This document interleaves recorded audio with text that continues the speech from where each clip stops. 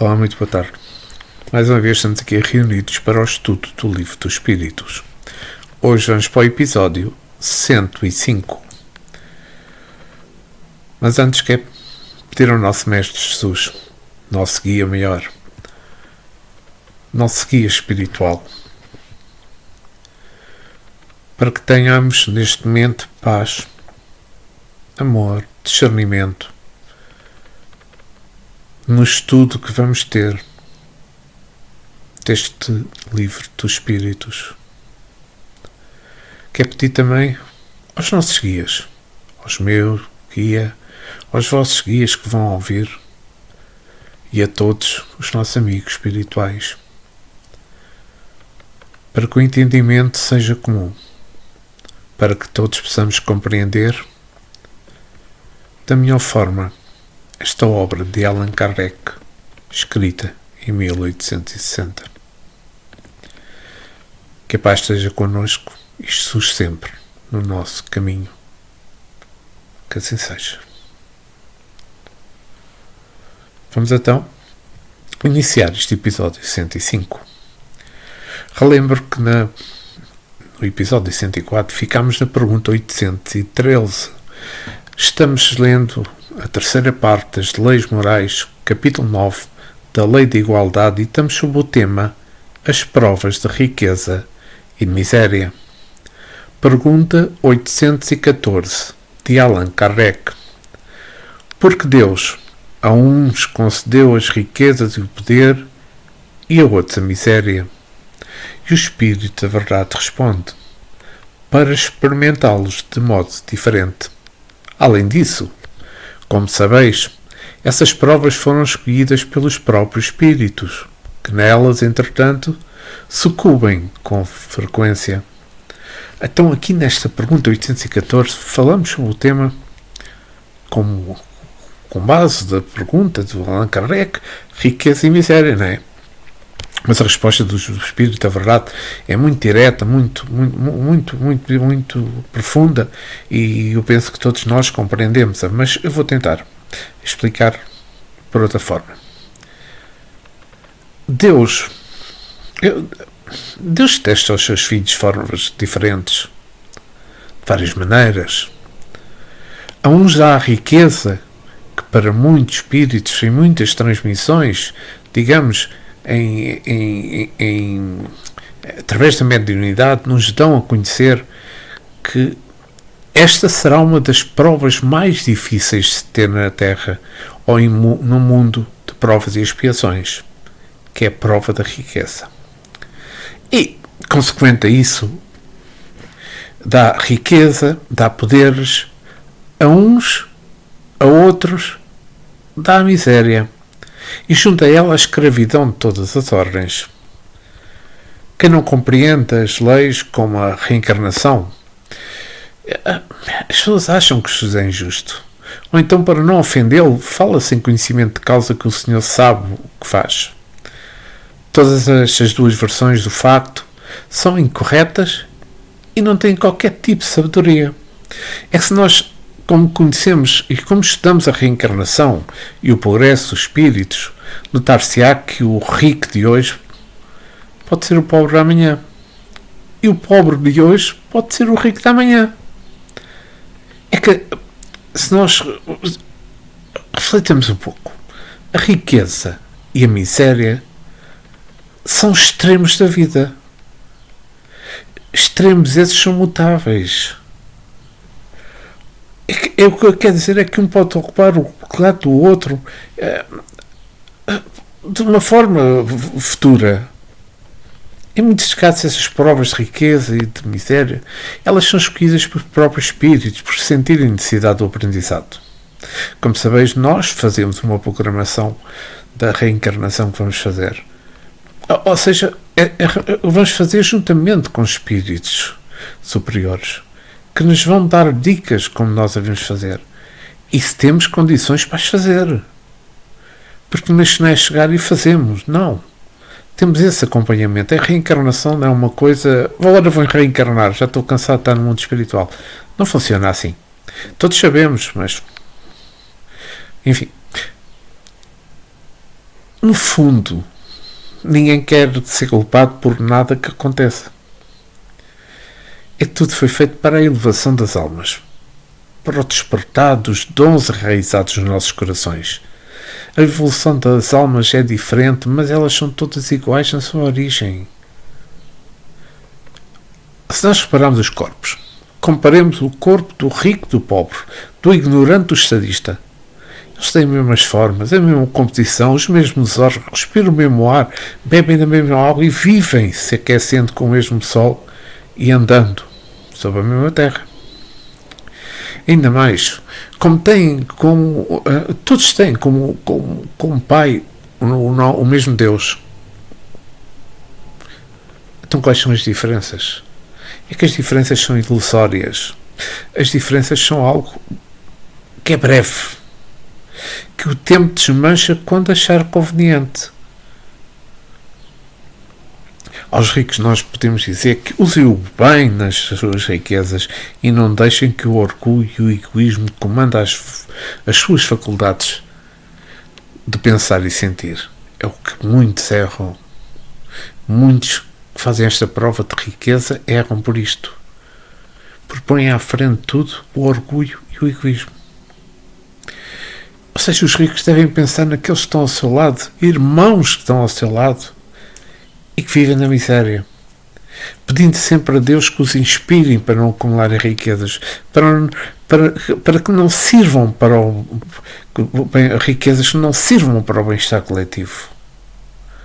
Ao pobre dizemos que viva mais resignado, com o que tem, e confie mais em Deus, porque Deus nunca abandonou os seus filhos.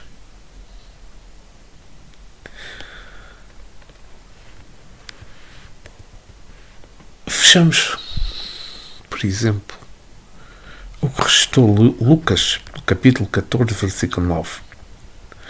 Vindo aquele que te convidou, e também a ele te diga, dá o lugar a este, então irás envergonhado ocupar o último lugar. Perdão.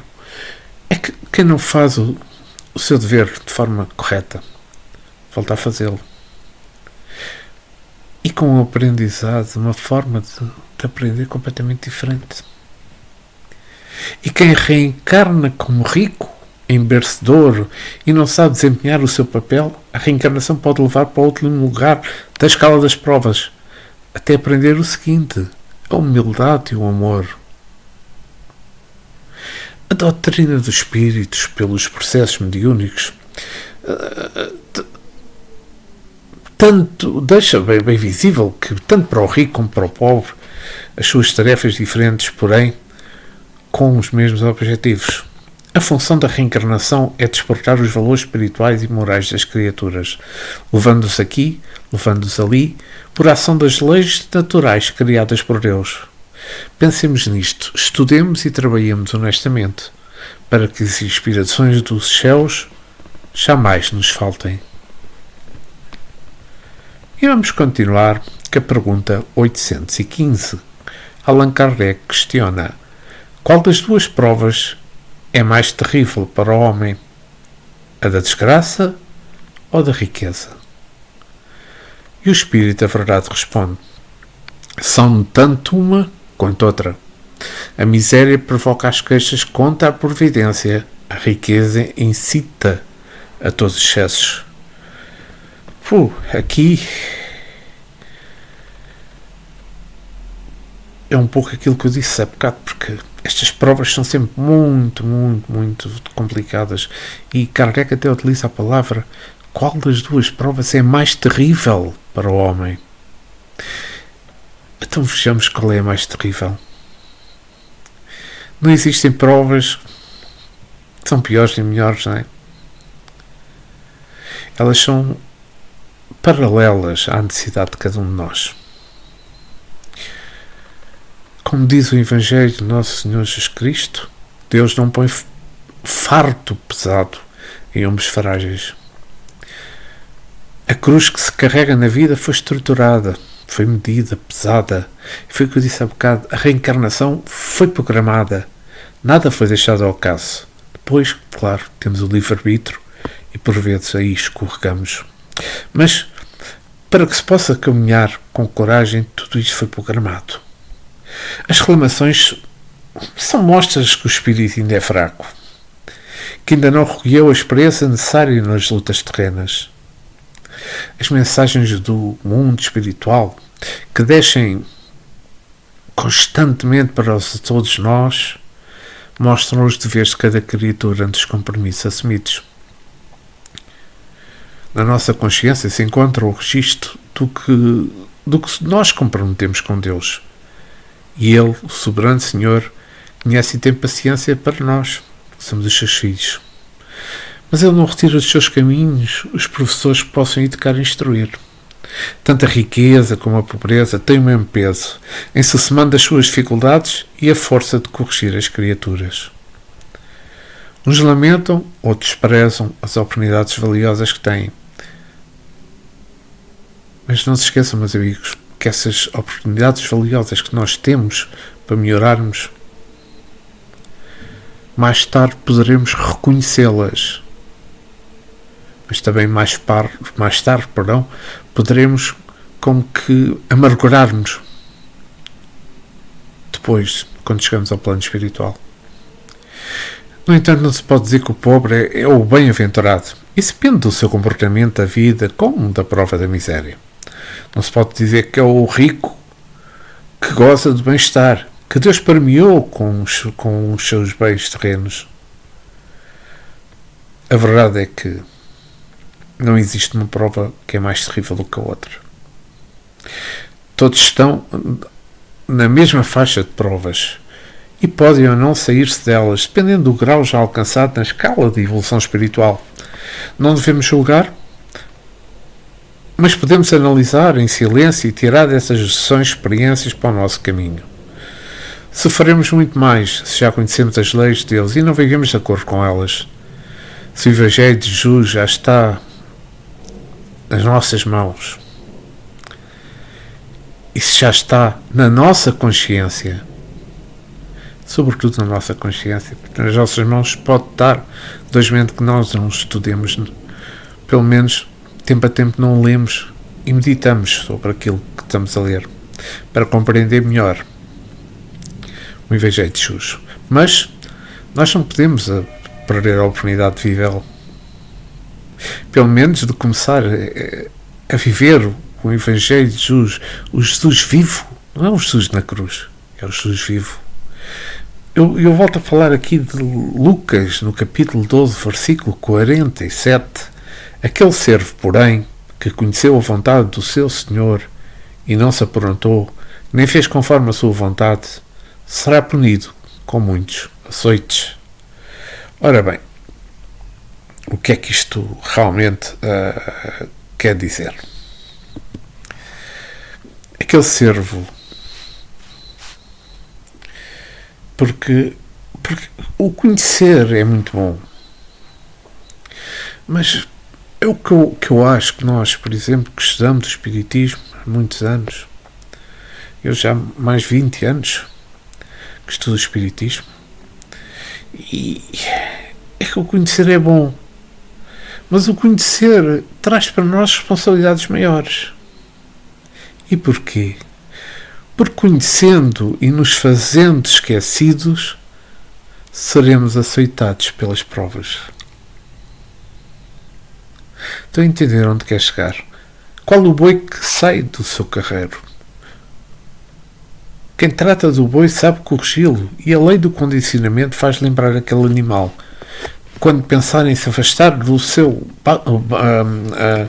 da sua manada, ele sente o ferrão do condutor, aquele que o encaminha. Isto é só simplesmente uma alegoria, porque isto é o que acontece com nós, seres humanos. É que as provas são variadas. E nos parece que não existe maior nem menor. São todas iguais de acordo com as necessidades de cada um de nós.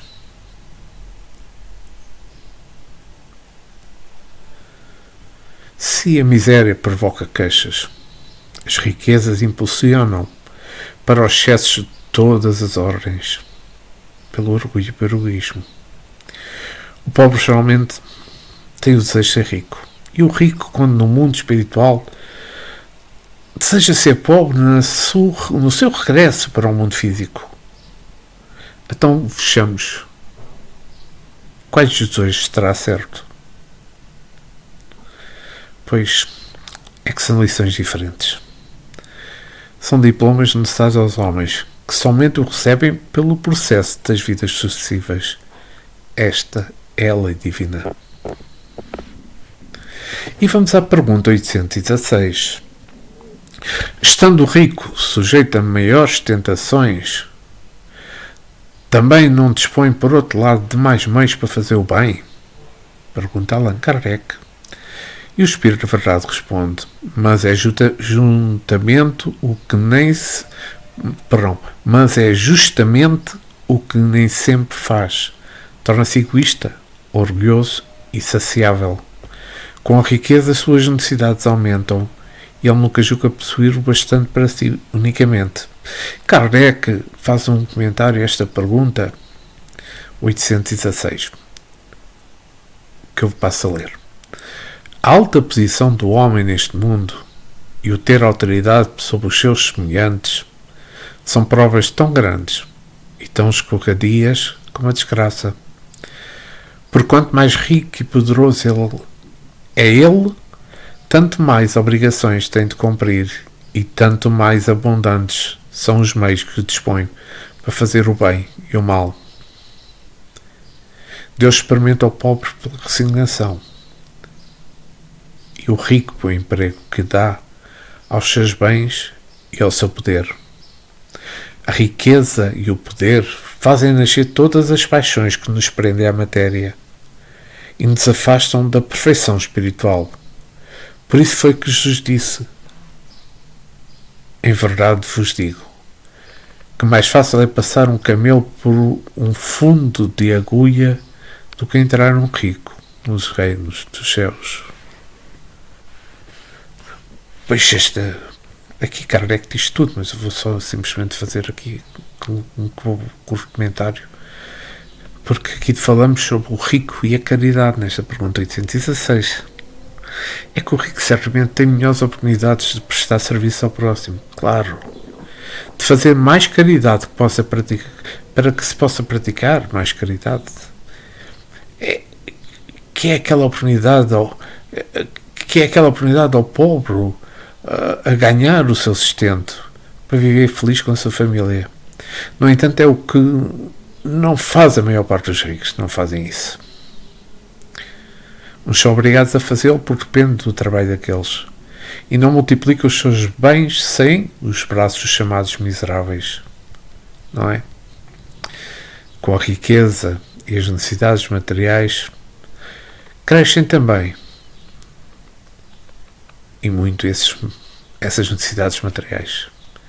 Eles gastam o que não deveriam, por vezes em lazeres poucos úteis, alegados que os atraem, inspirados na vaidade e também no orgulho. Relembro que quando o rico se lembra da caridade, ele exige muitas vezes tanta coisa das pessoas e das casas de caridade que elas começam-se a esfriarem esse sentimento no coração. Não sabe o rico que a riqueza e a alta posição que ela traz é porta para o precipício das imundícies morais, um incentivo para a negação dos atributos e de endurecimento do coração para com a sociedade que é submissa, que o ajuda a viver na fartura. O mau rico é aquele que não quer viver, nem quer saber tão pouco das coisas espirituais. É aquele que acha que o dinheiro é tudo. Por vezes dá alguma coisa para as instituições religiosas, como pensando, esta é a minha porta de salvação. Mas a realidade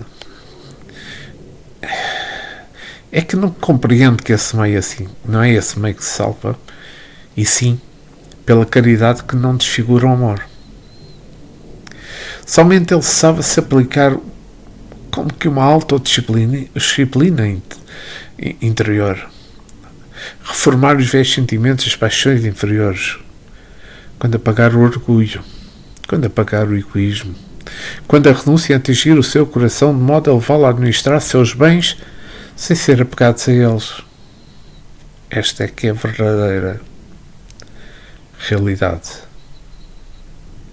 Como diz Jesus, se é difícil um rico entrar no reino dos céus, o pobre também não tem facilidade. Porque a todos os dois falta maturidade espiritual. Somente conhecendo a verdade, nós poderemos ser livres, de modo que a nossa consciência fique imperturbável para sempre. E para nós podermos conhecer o Espírito livre, Lucas restou a fala de Mestre no capítulo 12, versículo 29. Não andeis, pois, a indagar o que haveis de comer ou beber, e não vos entregueis a inquietações. Ok, vamos então passar à pergunta 817.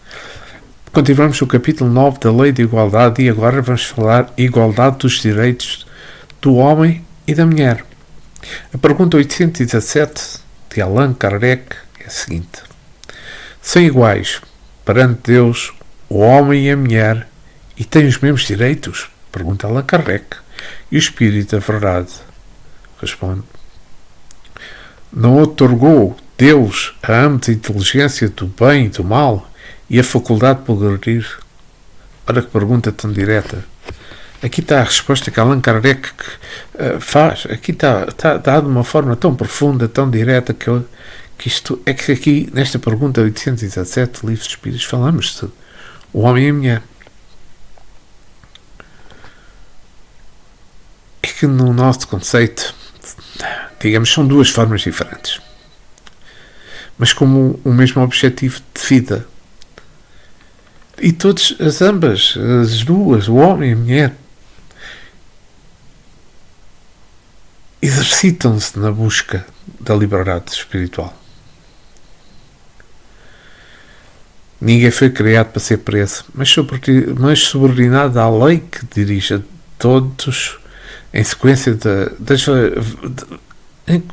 diversas do despertamento das suas faculdades espirituais e somente juntos na forma de família. Os espíritos têm mais possibilidades, acionando mais depressa o acordar dos seus talentos. É que o homem se expressa no corpo físico, sim, com características diferentes da mulher. Ele procura as coisas da terra e sabe responder às exigências do mundo na pauta dos valores.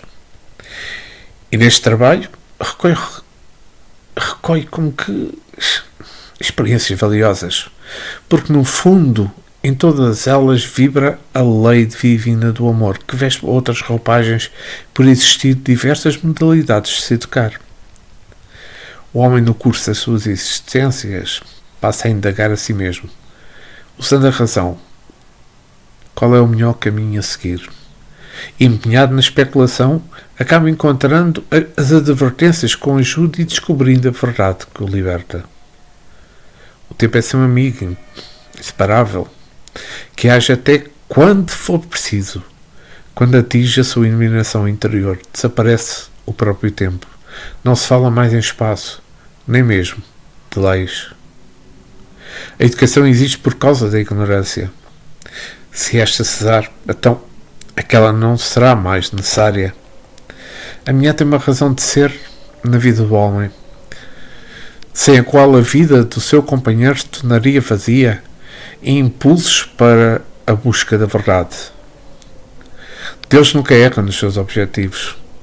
Pela sua sensibilidade, a sua ação é mais direcionada ao enlevo em rumo complementar do homem, como que uma ponte intuitiva que busca o mais além, distribuindo o que de lá recebe e com os que com ela vivem em família.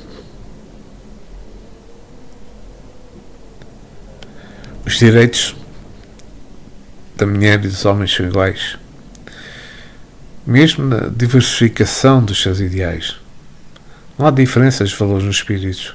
Há sim de posições de vestimentos carnais que a natureza lhe empresta para o despertar dos seus tesouros da vida.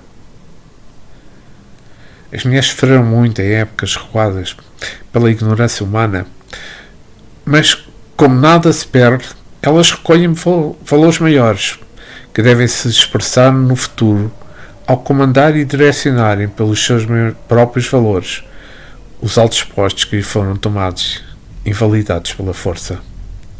O trabalho maior da mulher é a missão de educar aqueles que, por bênção de Deus, vêm para os seus braços nas linhas do perdão. Eis, pois, porque a reencarnação constitui bênção maior para todos os filhos de Deus. A reencarnação inspira-os para o amor universal, e as vidas sucessivas matam o orgulho e fazem desaparecer o egoísmo, em um trabalho que opera no desfile dos Evos. E vamos à pergunta 818. De onde provém a inferioridade moral da mulher em certos países? E o Espírito da Verdade responde: do predomínio injusto e cruel que sobre ela assumiu o homem. É resultado das instituições sociais e do abuso de força sob a fraqueza. Entre homens moralmente pouco adiantados, a força faz o direito. Pois esta pergunta, falamos aqui de inferioridade, não é? Mas isto é que a suposta inferioridade moral da mulher em certos países é prova da ignorância dos homens e do predomínio da força bruta, que supõe tudo resolver pela violência. Esse massacre dos valores da mulher é que causa os distúrbios da sensibilidade nos desvios dos seus valores imortais. Nessa violência contra a fragilidade dos corpos femininos, sofre a alma com uma interpretação satânica de certos teólogos de que a mulher não tinha espírito por ter sido feita da costela de Adão. A ilusão de que a humanidade nasceu de Adão e Eva criou muitos erros e deu nascimento a muitos distúrbios que fizeram paralisar e retardar as manifestações do amor de Deus para com a humanidade. Até mesmo almas eminentes sofreram a influência dessa teologia das trevas. Eis porque sempre falamos do condicionamento de certas ideias sem fundamento na verdade. Nós procuremos inquirir o silêncio da própria vida, porque a mulher é inferior moralmente ao homem.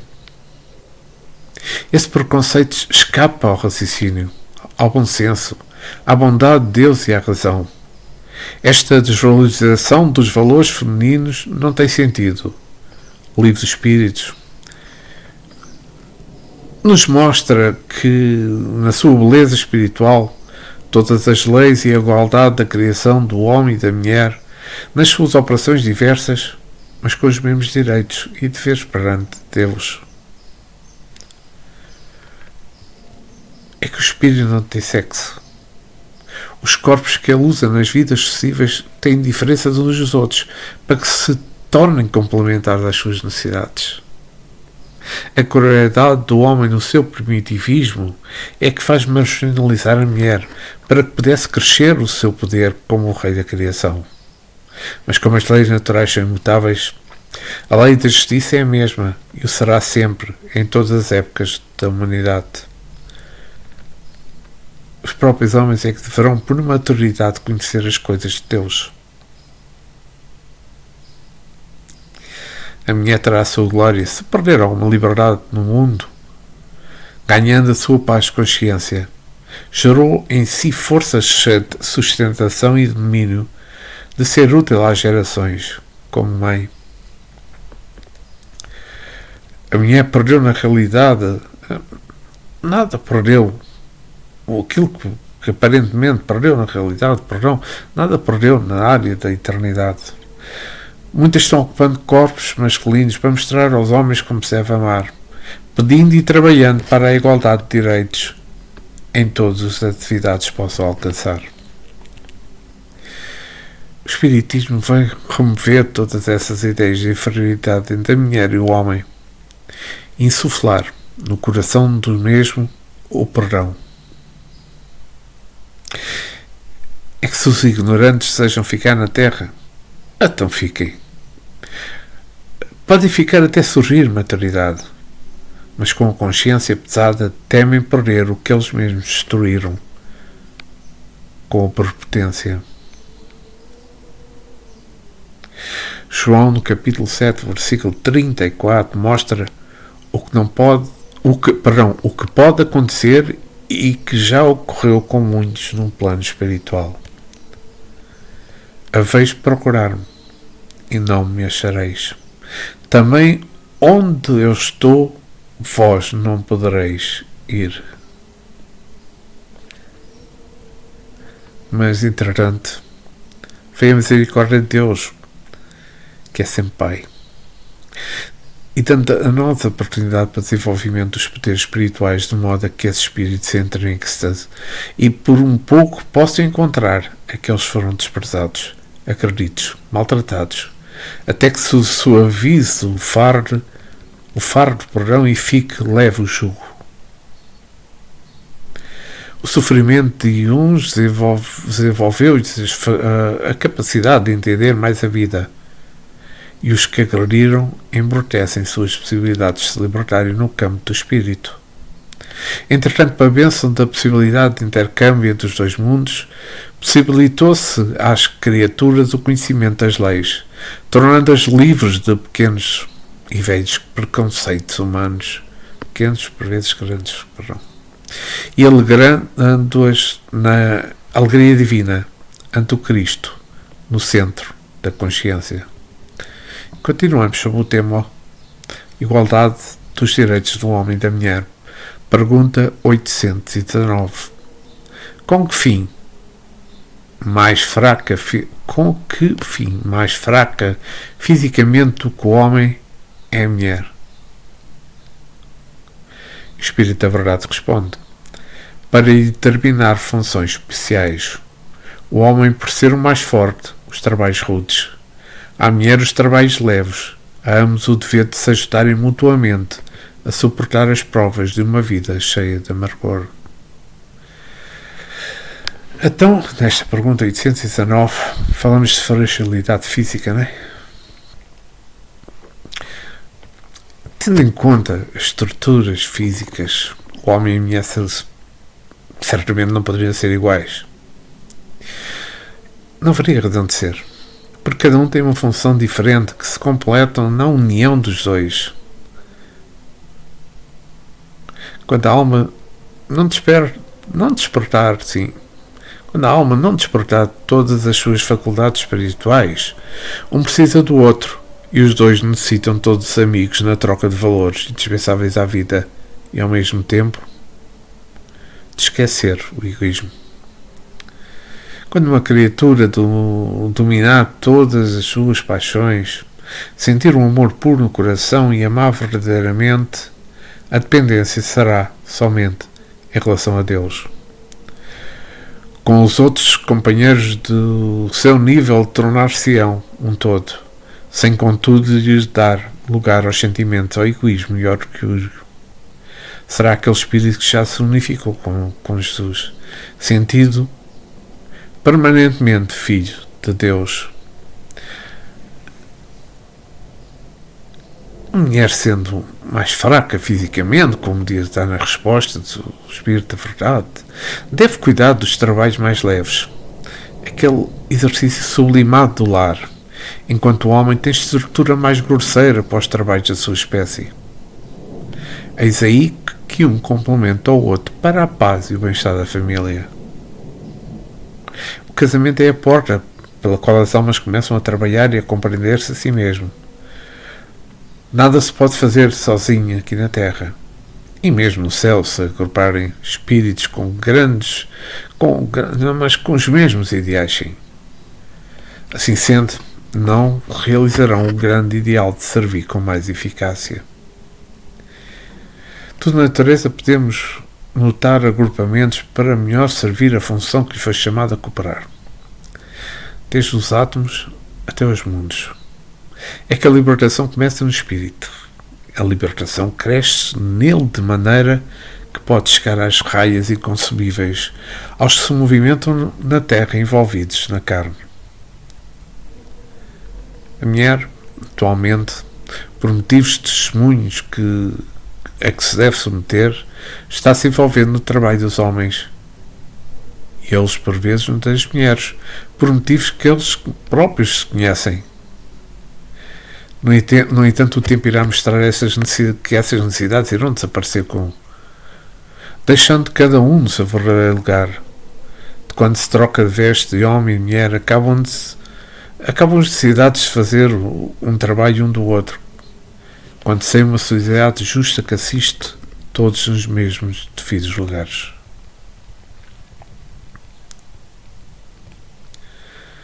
A vida na Terra é cheia de amargor. Os problemas e sacrifícios são sem conta. Nós sabemos isso por experiência, não é?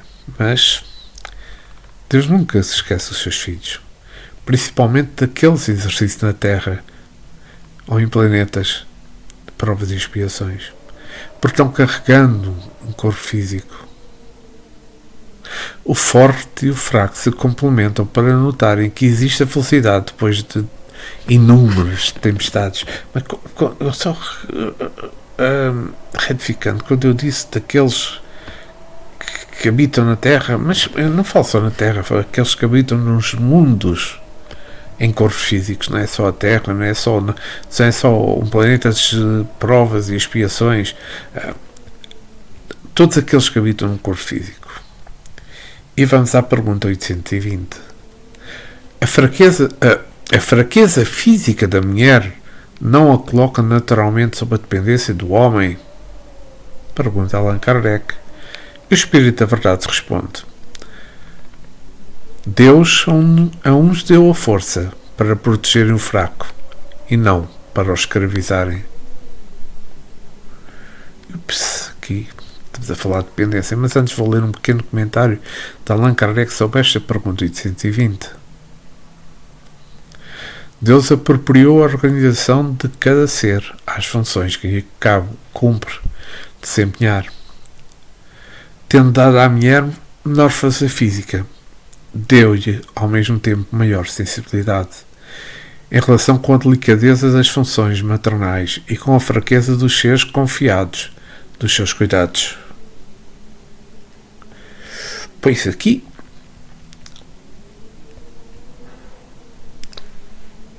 há uma coisa que é lógica, que infelizmente acontece tanto no nosso mundo. Infelizmente. Deus deu força a uns para defenderem aos fracos. E não para maltratá-los, e não para escravizá-los, e não para explorá-los. Quem assim o faz responderá às suas consequências. O homem e a mulher se completam para a felicidade dos dois, que unidos percebem com mais profundidade a beleza da vida. Aquilo que se chama dependência não é escravidão, em sim, situação indispensável para o complemento da aquisição do estado da felicidade na Terra.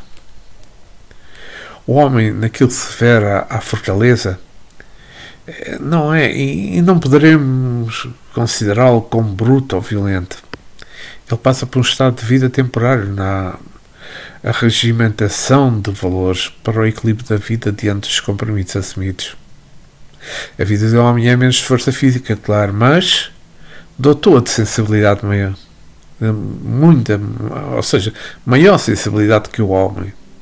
Como que procurando nas regiões espirituais ideias e condições elevadas, como uma ponte da terra ao céu, para que pudesse educar seus filhos com o amor que lhes compete doar. Mas como se encontra o mundo, o homem tem razão mais apurada para as devidas atividades de que necessita um lar. O homem tem a razão, a mulher a intuição, Já ouviram isto, certeza. A mulher que geralmente é dada à renúncia em favor dos filhos e do lar em paz, ganha muito em espírito. Ela aparentemente mostra nobreza de espírito, como se diz aqui na Terra, não é?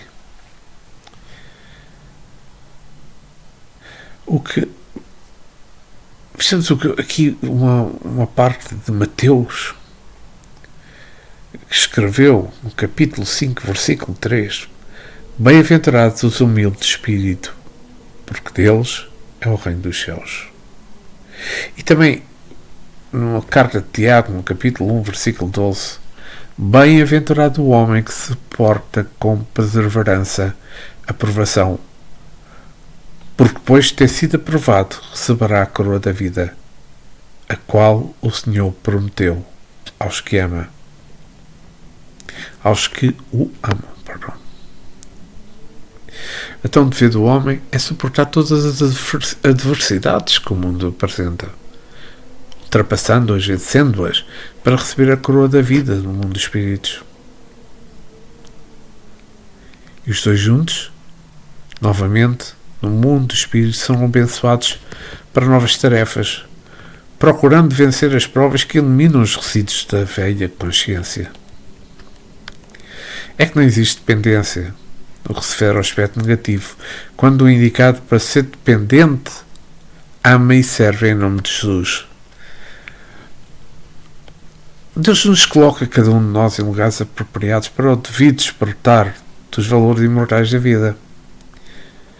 E quem usa as oportunidades responde pelas distorções que pratica, seja o homem ou seja a mulher.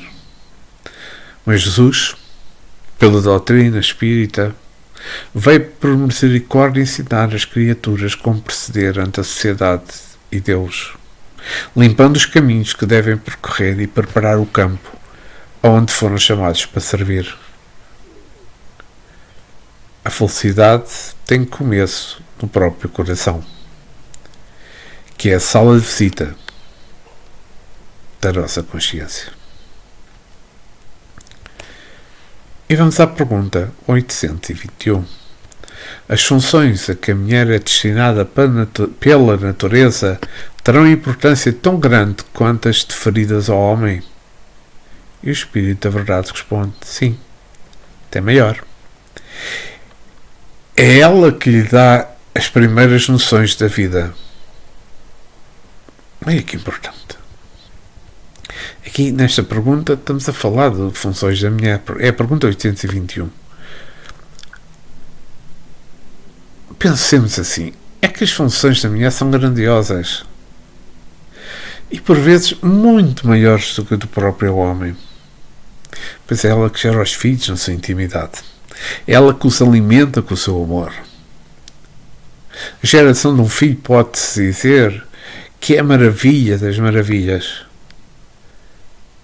Quem não vê Deus neste fenómeno é cego, por não querer examinar os processos da vida.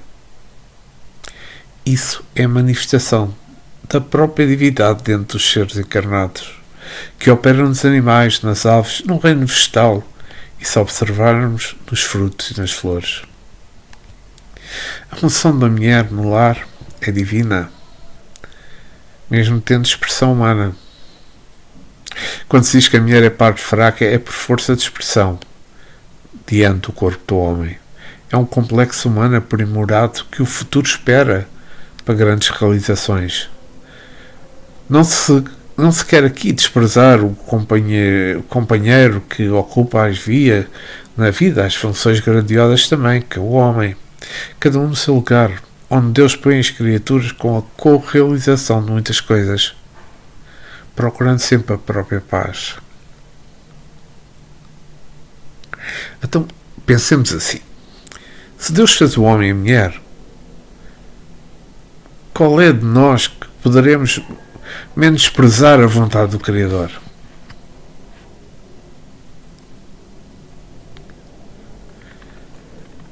É que somente nós podemos pensar o que quisermos, mas somente Deus sabe tudo. Sendo onisciente, onipresente, gera a vida sem qualquer erro. É que nós Nós humanos temos olhos, mas não vemos. Temos ouvido, mas não ouvimos. Somos dotados de muitos sentidos, mas dormem ainda pela nossa ignorância. Por isso, não há interesse em sabermos a verdade. Os que sabem mais um pouco reconhecem com isso que nada sabem perante a presença do Criador. Atualmente a humanidade encontra-se caminhando para melhores dias, penso eu. Até e mesmo no que se refere ao aperfeiçoamento do instrumento físico, que ainda deixa muito a desejar, quando o compararmos com aos do mundo altamente evoluído.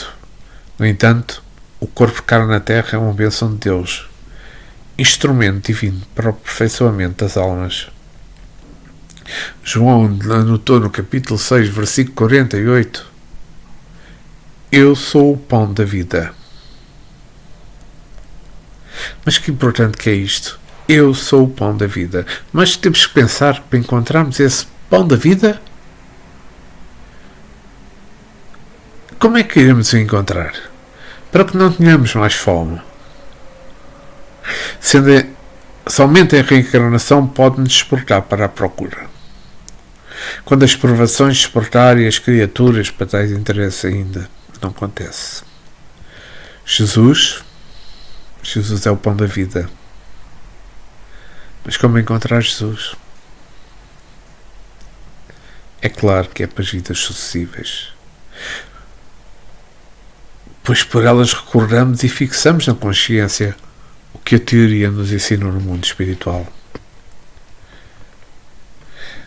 Aqui o Espiritismo foi quem mais explicou e revelou essa verdade aos homens. Conscientes dela, entendem a libertação física mais próxima do pão da vida, que se aproxima mais de nós, a saciar a nossa fome. Se a mulher é que dá aos homens as primeiras noções de vida, ela merece todo o respeito de todos e a devida atenção para cumprir ainda melhor a sua missão, beneficiará a todos. Nós, no plano espiritual, falando às mulheres, tornamos a dizer que elas são o ponto alto para nós, onde poderemos derramar os elevados conceitos do silêncio para os seus corações sensíveis e que possam direcionar todos eles para a educação daqueles que as rodeiam. Que não percam a paciência, pois ninguém perde em ser dócil aos ensinamentos de Jesus. Temos que nos preparar todos os dias, onde os próprios homens irão enriquecer os valores da condição de companheiros e irmãos de jornada, e que o terceiro milénio seja abençoado por Deus, este que estamos a atravessar agora, pelos canais de Jesus Cristo, para que a Terra seja o paraíso prometido e esperado pelos homens de fé. No entanto, isso somente assim será uma conquista de todas as criaturas reunidas. E então poderei dizer que Deus abençoe o homem e a mulher para que os dois se tornem um.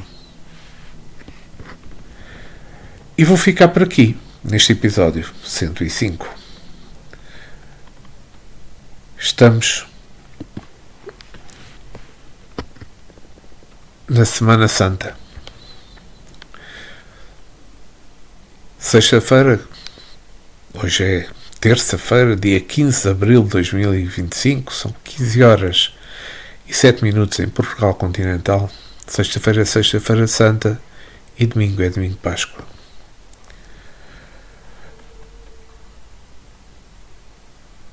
Hoje vou ler o Pai Nosso da nossa irmã Maria do Carmo Almeida.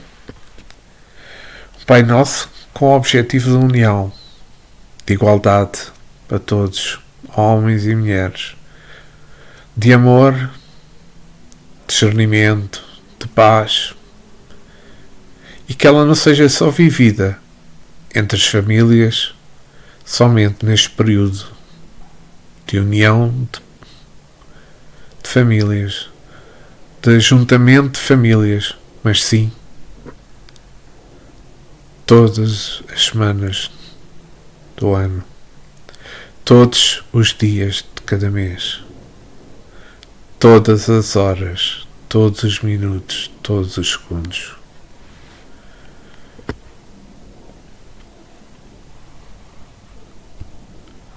Pai Nosso,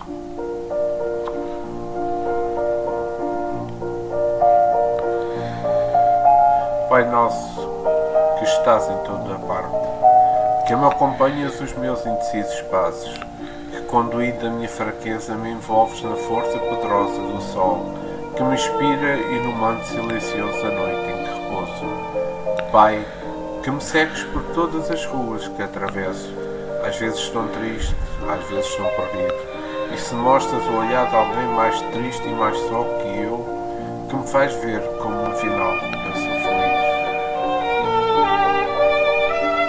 Venha a nós o teu reino, que ansiosamente busca em todo o lado, em cada página que leio, em cada traço que desenho, de cada vez que ergo os olhos ao céu e sempre murmuro uma prece.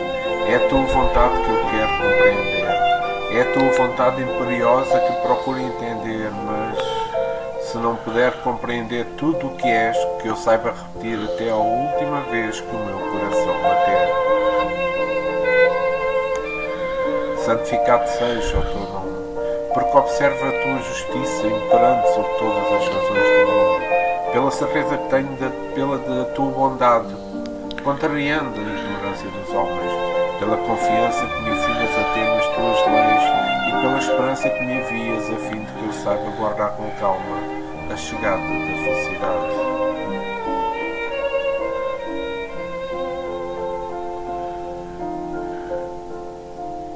Seja feita a tua vontade, essa vontade que sabe o que é melhor para mim, essa vontade que me criou simples e me tirou da ignorância através das experiências milenares, essa vontade do Pai que me dá toda a ajuda, que me fiz recomeçar e que nunca me prende nos erros, essa vontade que quer ver-me feliz.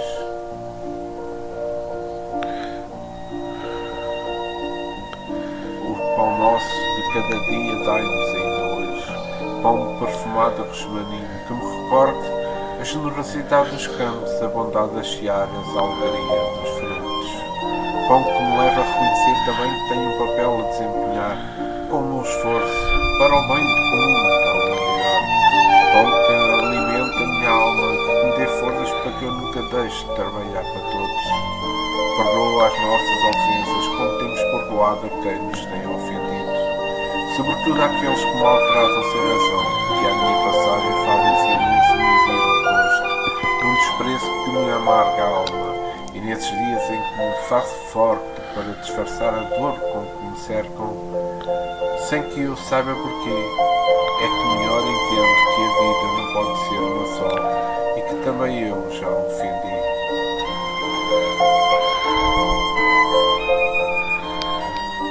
Não nos deixes cair em tentação de ver apenas o mundo à minha volta, de amar apenas quem me ama, de só querer agradar a quem me agrada. Não me deixes cair em tentação de me isolar para não chorar, de fugir das lutas para não sofrer. Ensina-me a vergar, ensina-me a calar, para que a minha alma afinal se sinta bem aventurada.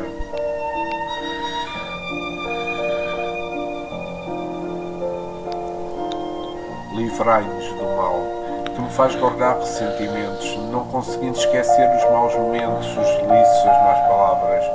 Livrai-me das angústias de sentir que o tempo se perdeu sem realizar os sonhos e dai-me a força de construir, na própria alma, um monumento, um templo ou um poema, desde que seja uma obra de amor. Que eu seja capaz de o ser assim, ainda hoje e novamente amanhã, e que assim seja. Pai Nosso. Espero que tenham ouvido. O som está um pouco distorcido, mas já é uma gravação antiga que eu tenho. Espero que tenham gostado. e que nesta Páscoa vivam o Jesus vivo. Não o Jesus na cruz, o Jesus que está ao nosso lado, o Jesus que nos abre os caminhos, o Jesus que nos acompanha em todos os caminhos, o Jesus que nos ajuda a levantar quando nós tropeçamos, nos ajuda a sorrir quando nós estamos tristes, que nos ajuda a corrigir quando nós erramos. Uma boa Páscoa para todos e até a próxima semana. Obrigado por terem estado comigo.